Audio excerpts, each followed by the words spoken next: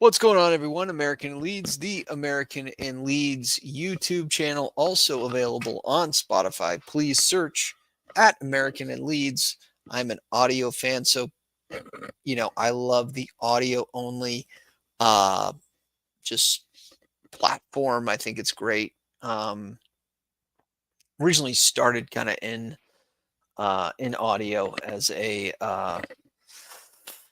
well, I was in radio for a little while. Not in it. I don't want to. Anyways, I won't. Enough about me and my career. But Leeds United fall. Well, I shouldn't say it feels like a loss, but we drew against Preston, and it's hard for me to put a lot of this game on the gaffer. It's hard for me to really blame Daniel Farka. If you do blame Daniel Farka, let me know why. Obviously, we come out flat. We come out. It's classic Leeds United tactics against us. We have a block that we have to break down. And Preston, I thought, were playing well. I think it was hard for us to lay a glove on Preston. And they looked dangerous on the counter. I'll say that, right? I don't want to say that they were incredible on the counter. I'll just say that hey, Chris, how are you? I will say that they were looking dangerous on the counter. Of course, they scored. That pass was a heck of a cross. I thought that pass from their winger or fullback, went by two defenders. Meslier could have done better. It's 1-0. We know how the rest of the game's going to go. I have to talk about the refs. It's hard for me to judge this game because of the standard of refereeing that we saw today or yesterday, whenever you're watching this. When a match is that out of hand, it dictates how Leeds, I think, are going to play. I think it's and there's a reason why the standard of refereeing is so bad away. It's a different game. The refs are calling a different game at home than they are away in terms of the fouls and what's called, what's a card. And it's just no one has a grip on the game. The second half of the first half was completely out of control in terms of the ref. He had no control of the game, laughing with the Preston players, then also providing them fouls. They would whine. He just was, and obviously to me, I'm not a football aficionado. I don't know about the refs as much as a lot of people that probably watch me, but that was a straight red card. I thought that was a straight red. Not only should that be 2 yellows, that should be a straight red gone. You're 20 minutes into the match, I think, something like that. You're well into the match. He's already received a yellow. He needed to be off, and that completely changed the game. I submit to you, Daniel Farka has received letters last year of apology from the EFL. Enough, he says, I believe it was 7 letters of apology. Correct me if I'm wrong. It's 4 to 7, something like that. That was enough to get us promoted. That is a crime.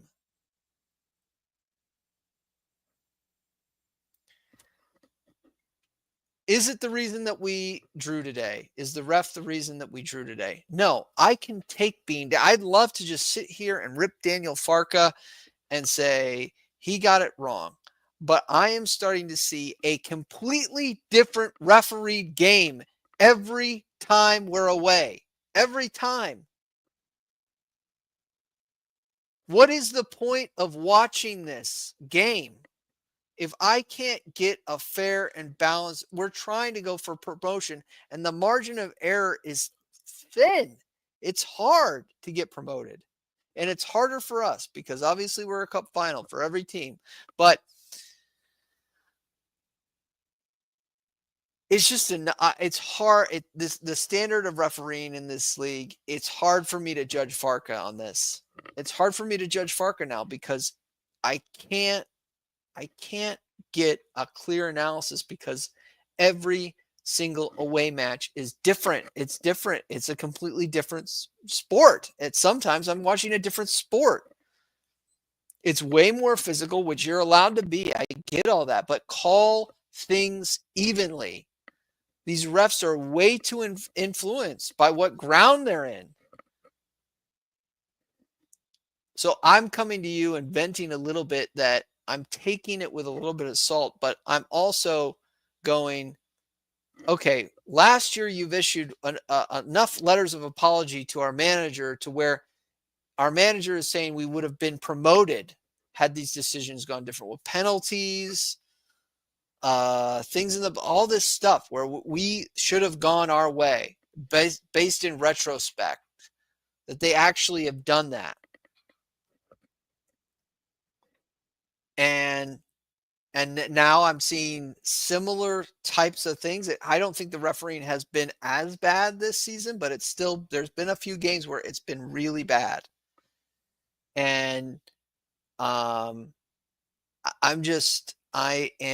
hard to, I don't know if our away form will turn around, but it's hard to win an away game at the championship because of who we are. And there is a conflict of interest. I'll just come out and say it. These are not these are not made up stories. These are just facts. We are a revenue generator for the EFL championship. We are the biggest club. The EFL and the rest of the lower divisions, the second, third, and fourth tier are losing money. There is a sense that maybe they cannot lose Leeds United.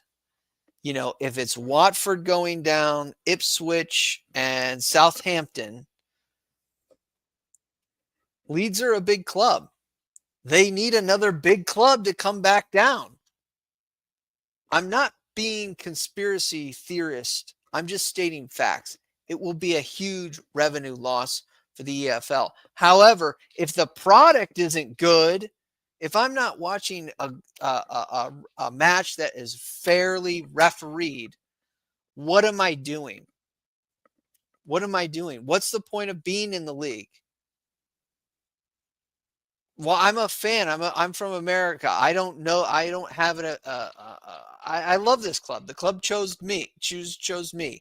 There's a lot of what I identify with. I'm from the Midwest of America. I'm from a city that prides itself on its athletic teams. A lot of stuff resonated with me when I was like looking at clubs and researching clubs, and I came to be a fan under the Gary Monk era. I went through Paul Heckingbottom. I went through and God came and Bielsa came and all that. But at the same time, I'm going, what is this? I want a fair game, a fairly matched game. And us being up a man for 60 or 70% of the game would have changed it. So I'm a little bitter about last year. I'm bitter about how the games were refereed last year. I understand it was an anomaly, 90 points, all that stuff. But, I'm kind of once bitten, twice shy, something like that. I might be getting my phrases wrong, but I'm just saying, like, the standard of refereeing has to be better. And I'm starting to question if this type of stuff is continuing in for a second year. I mean, I'll always watch Leeds. I'll always be a fan, but like, why do I do this channel? Why am I on Twitter? Like, what is the point of why am I buying these kits? I got like 20 kits. Why am I investing money into this club, if every away match is the ref is just out of pocket. He's like, he shouldn't be at the level he's at. And I say it again, it's so thin. Promotion to not getting out of this league is wafer thin. It's the champion. It's a hard league to get out of. No team across Europe's 5 big leagues plus the championship has accumulated more points than Leeds United in 2024. And we're still in mid-December. We are so far worthy of promotion. It's not even funny. But we're okay, whatever. Last year, 2 great clubs. It's an anomaly. I get it. But I'm also going, why the hell are we in this league? Why are we in this league? And now I got to watch these refs put the thumb on the scale away. All right, that's my rant about the refs and the standard. We'll go back to the club. I think Daniel Farke still, we mentioned it last week, he loves the Borough game. He loves the Ipswich game. He loves a game, a Leicester game where they're going to come out and play. He can bury those teams because we've got the better squad to play a track meet, to play an open match. He struggles to break down a low block. Big picture in the week, 6 points at home. We were probably all saying, let's get a draw at Borough. We take a draw.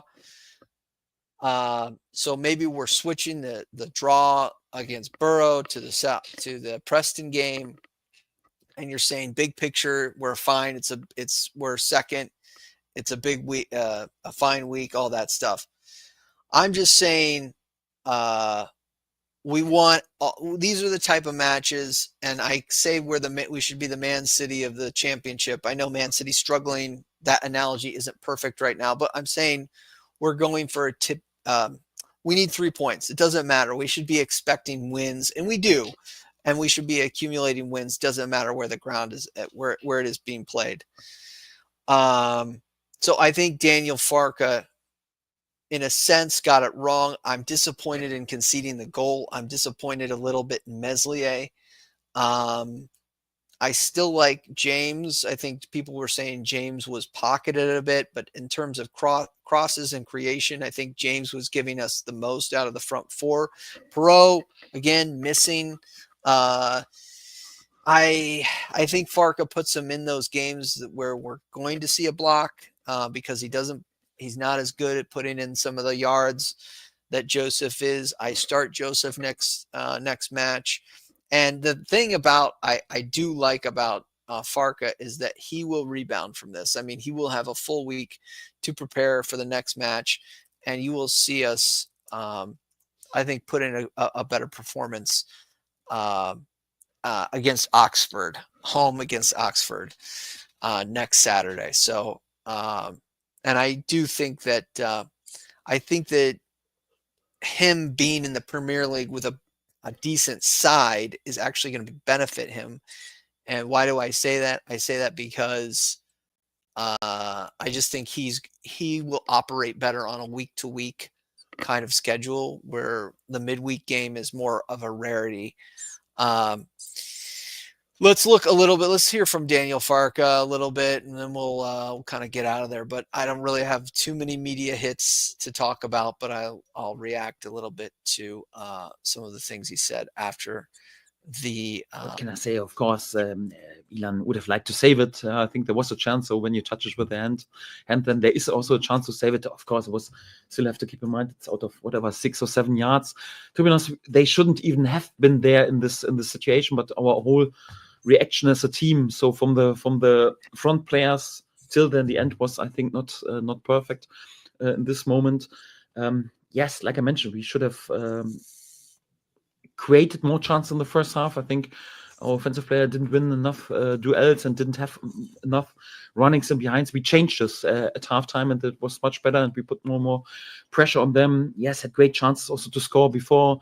Was a bit unlucky against the crossbar, whatever. But then it's also good that we didn't give up hope, although we missed also clear chances. Yeah, what can I say? So Patrick has not played that long, and of course he was desperate to score a goal, and I was happy that he created the chance and was there with this movement. Of course, it would have been better if he would have scored. Brennan the same. So I criticized a bit that we didn't create enough. At least he was in this position. Yeah, but then of course the finish was definitely not on the level where he wants to be, or where he was, for example, also in some of the last games. But it's always the same. Yeah? If you miss decisive moments and they are pretty effective with more or less a 100% conversion rate, then it's always tough. And for that, I'm even more pleased that Matteo was in there with a decisive move and really good goal. There was also a bit of criticism on his goal rate so far, and also a bit deserved, because obviously he was also in many good positions. But I'm delighted and happy for him that he's a bit in the spotlight with this important goal for us. He might be an own goal, Daniel. Yeah, it might be. Which is pretty gutting, but he's in the right place. Okay. No, it was Matteo's goal. I watched it back. Hey, it's all light and good after the match. I don't think he's, I agree with most everything he said. The goal that we did wind up conceding was poor. So the refs didn't have anything to do with that. Again, I wanted to be on. I love talking about the stream and just ripping Daniel Farke up and down and talking about his tactics, and we can do a little bit of that. But again, I am going to come out and say I'm seeing a different refereed game away from home, and that can be expected a little bit, but it's dramatic to me. It's a completely different game, home and away, and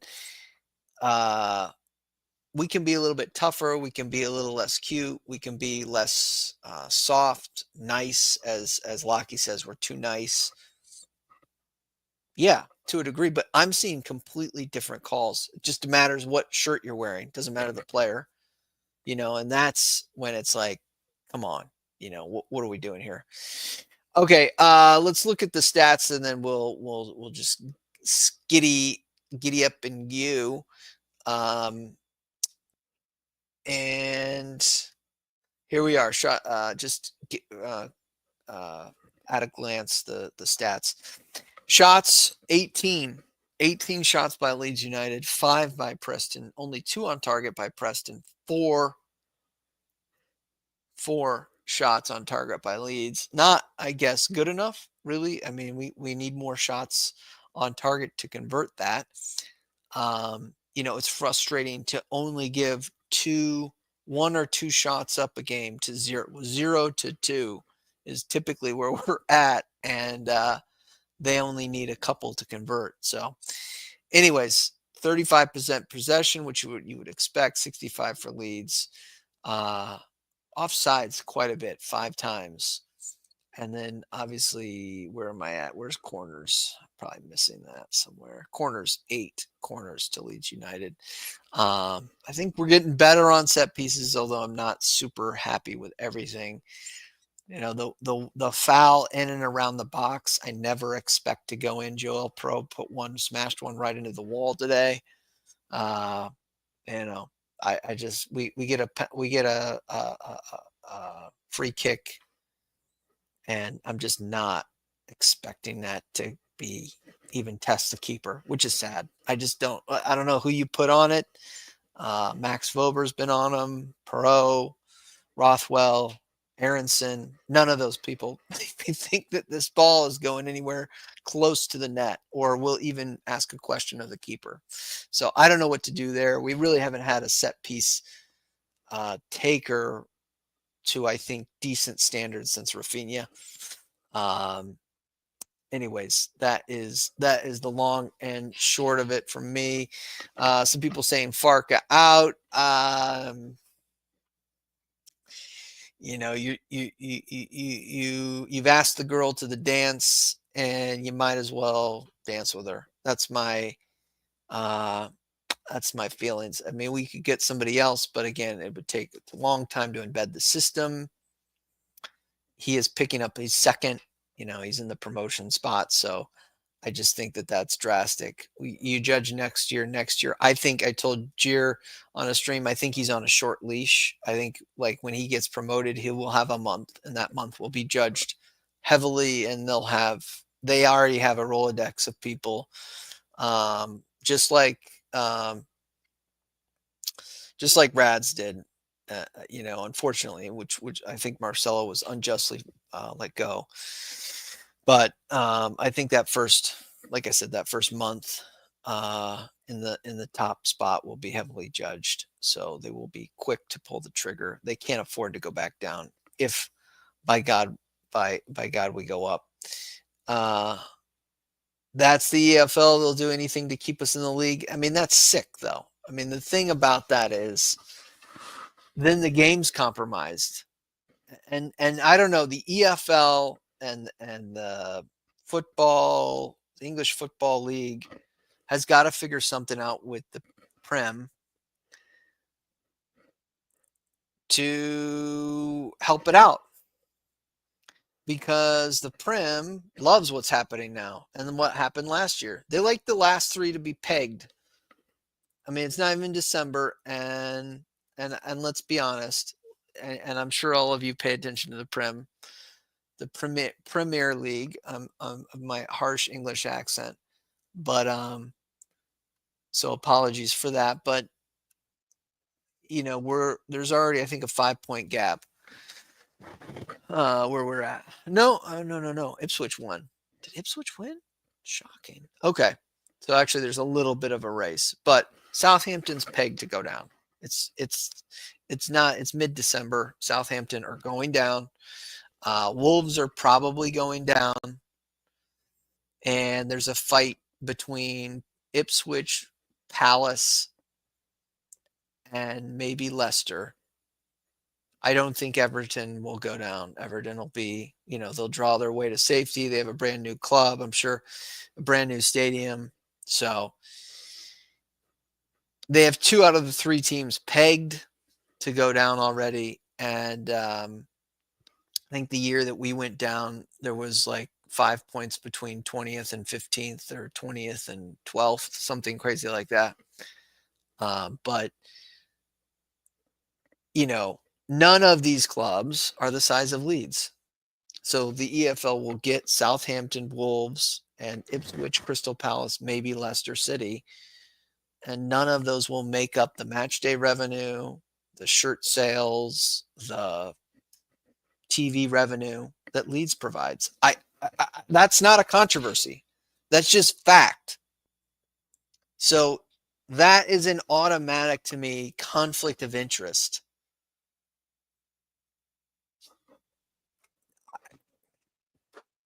I don't know what to say.